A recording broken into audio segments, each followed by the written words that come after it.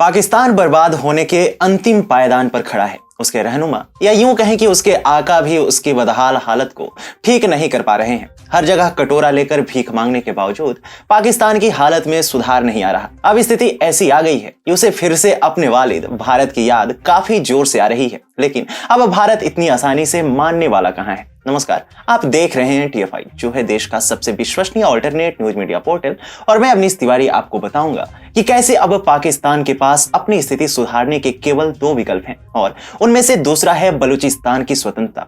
पहला विकल्प क्या है, आपको इसी वीडियो में बताएंगे। दरअसल हाल ही में पाकिस्तान के प्रधानमंत्री शहबाज शरीफ ने अरबी न्यूज चैनल अल अरेबिया को दिए एक साक्षात्कार में भारत के साथ ईमानदार और संवेदनशील वार्ता की इच्छा जताई है। वह कश्मीर समेत कई और मुद्दों पर गंभीर वार्ता करना चाहते हैं, लेकिन सवाल यह है कि अगर पाकिस्तान कश्मीर के मुद्दे पर बातचीत करने की इच्छा जता रहा है तो ईमानदार कैसे हुआ, क्योंकि कश्मीर तो भारत का अभिन्न अंग है और भारत बार बार यह दोहराता भी रहा है। यदि ईमानदार बातचीत करनी है तो पाकिस्तान को POK पर बातचीत करनी चाहिए, जिस पर पाकिस्तान ने अवैध कब्जा जमा रखा है। पाकिस्तान के PM शहबाज शरीफ ने अपने इंटरव्यू में कहा कि भारतीय प्रबंधन और PM मोदी को मेरा संदेश सिर्फ इतना है कि हम एक साथ बैठें और कश्मीर समेत आपसी ज्वलनशील मुद्दों पर बातचीत करें। हमें एक दूसरे से झगड़े किए बिना एक दूसरे के साथ आगे बढ़ना है, न कि समय और संपत्ति को झगड़े में बर्बाद करके।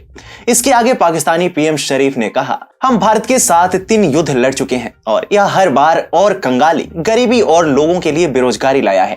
हम अपना सबक सीख चुके हैं, हम शांति से रहना चाहते हैं। पाकिस्तानी PM के इस बयान से साबित होता है कि भारत के साथ युद्ध करने का नुकसान अब पाकिस्तान समझ चुका है। पाकिस्तान तीनों युद्धों में यानी 1965, 71 और 99 में भारत का मुकाबला करने में पाकिस्तान पूरी तरह से असफल रहा और वह बर्बाद हो गया। अब अगर चौथा युद्ध भारत पाकिस्तान के बीच होता है तो स्थिति क्या होगी, इसका अंदाजा आप स्वयं लगा सकते हैं। ऐसे में अगर शहबाज शरीफ पाकिस्तान को बचाना चाहते हैं तो उनके पास 2 विकल्प हैं। पहला विकल्प है कि POK को पाकिस्तान भारत को सौंप दे, क्योंकि POK पर पाकिस्तान का अवैध कब्जा है, जिसे लेकर आए दिन प्रतिक्रियाएं देखने को मिलती रहती हैं।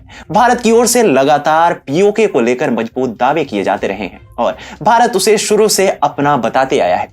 वर्ष 2019 में केंद्रीय मंत्री अमित शाह ने लोकसभा में कहा था कि जम्मू कश्मीर कहता हूं तो उसका मतलब इसके अंदर पाकिस्तान अधिकृत कश्मीर यानी POK और अक्साई चीन भी आता है। उन्होंने कहा था, हम इसके लिए जान भी दे देंगे। वहीं दूसरी ओर POK के लोग पाकिस्तान से अपनी आजादी की मांग को लेकर लंबे समय से संघर्ष कर रहे हैं। POK के लोग उनके अत्याचार से तंग आ चुके हैं और अब वहां की सरकार को कड़ी चुनौती दे रहे हैं। इसके अलावा पाकिस्तान के अन्य प्रांतों में भी विद्रोह चरम पर है। पाकिस्तान के सामने दूसरा विकल्प यह है कि वह बलूचिस्तान को आजाद कर दे और उसे एक अलग देश घोषित कर दे, क्योंकि अगर पाकिस्तान ऐसा नहीं करता है तो कभी भी पाकिस्तान में गृह युद्ध हो सकता है, क्योंकि बलूचिस्तान में पाकिस्तानी सेना और सरकार के उत्पीड़न के खिलाफ लोगों ने काफी लंबे समय से मोर्चा खोल रखा है। बलूचिस्तान के लोग समय समय पर पाकिस्तानी सरकार के खिलाफ सड़कों पर उग्र आंदोलन करते रहे हैं, जो अभी भी जारी है। पाकिस्तानी सेना जब बलूचिस्तान के लोगों को परेशान करती है तो लोग एकजुट होकर उनका मुकाबला करते हैं।